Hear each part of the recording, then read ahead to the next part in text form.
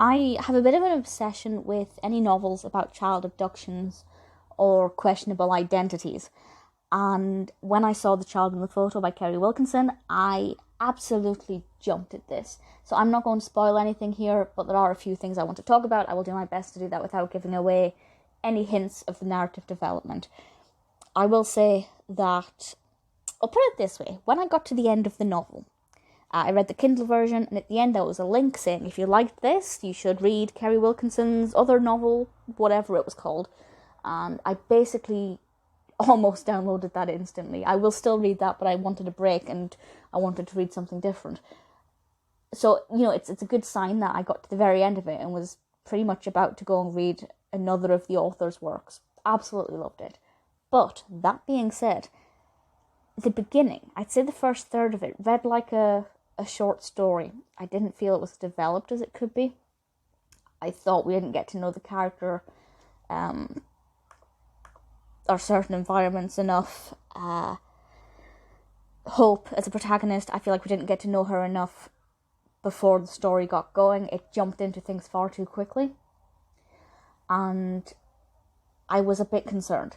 But those things that it jumped into soon picked up pace and things got really gripping. So basically, Hope receives a letter through the door one day. It is a newspaper cutting, and there is a picture of a missing child on this. This is like a 30-year-old newspaper clipping, and she looks at this child and instantly recognises it as being 99.9% likely her as a baby. And suddenly she starts to go down this kind of wild goose chase of working out how that could possibly be her, and could she have been that stolen child from 30-something years ago. And it begins to question who she is and where she comes from and who she can trust. And it introduces some pretty interesting characters who are not always what they seem. And I think once it kind of got going, it was gripping, because I kind of thought, well, I need to know. I need to know, is this her? If it is, what happened? Who's been lying to her? What is she going to do? And I think it's pretty gripping.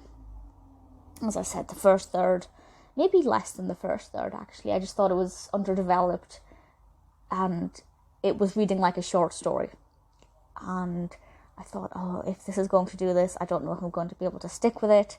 But I'm so glad I did, because once I got into it, I couldn't put it down. Absolutely fantastic. Now, I have to say, even once I got going, it wasn't perfect. There were a couple of character decisions that I thought were very unbelievable. And I will say that all centers around the character of Penny. I don't really want to say much more about her character, but there were times when she should have taken certain information to the police. If I had been in her situation, and thankfully I haven't, I hope never will be, but just from the way, put it this way, if I was writing this character, I would have made her go to the police straight away. I don't think the way she responded was believable. But, as I said, never been in that situation. People react to this kind of information in different ways. Maybe for some people that is a reasonable response. But for me, I definitely don't think that she was behaving the way she should have done, or the way I would have expected her to do. And it's not just that character. There are several characters, including Hope, as a protagonist, whose actions were not always the most believable. But because the narrative itself was so compelling, and I was, still wanting to move forward to find out what happened, it didn't really detract from how addictive this was. So if you like stories about child abductions or questionable identities, I think The Child in the Photo is one that you're going to really enjoy. If, like me, you find the beginning to be quite stilted and not that well written, stick with it, because once things get going and you've got a better grip of which characters are which, it's really great. I still haven't finished it, feel like we don't know enough about Hope as she was, I guess is the best way to say that. I can understand that maybe they didn't want to give up too much about Hope because it was all about her identity and who she actually was, but I still, towards the end, was thinking, well, actually, I don't really know that much about you as a person, what your likes and dislikes are, what your triggers are in life. I feel like the character was underdeveloped even though she should have been so developed because she was questioning her identity.